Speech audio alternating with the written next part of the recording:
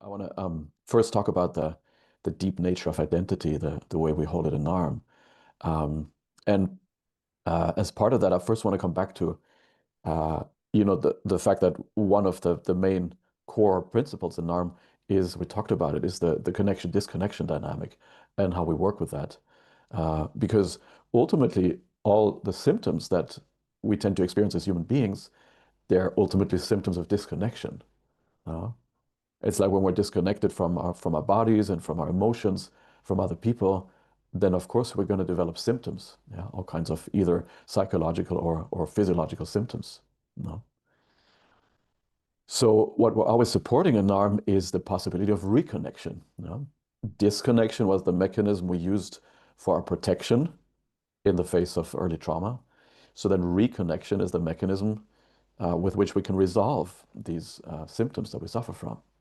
No?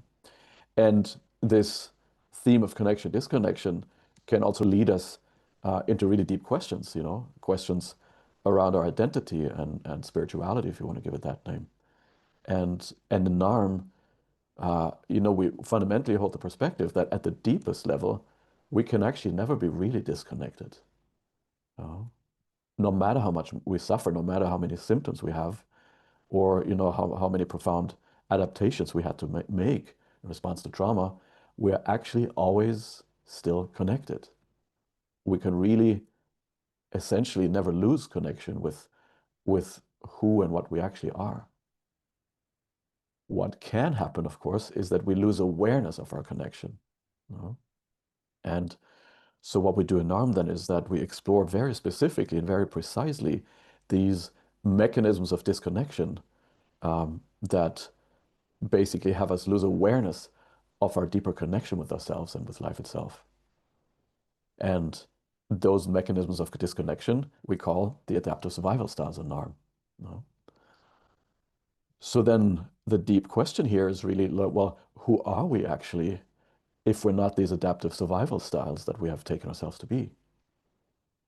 So that, of course, is an inquiry into the deepest layer and the deepest nature of our identity. And NARM is very much that. It actually goes far beyond kind of traditional psychotherapy. It's really an inquiry into our deepest identity.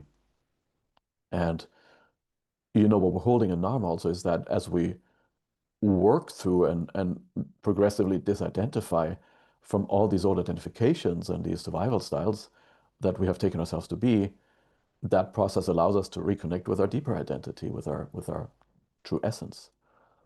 And as we reconnect with our essence, with our deeper identity, then people will usually experience a sense of flow and a sense of deep connection.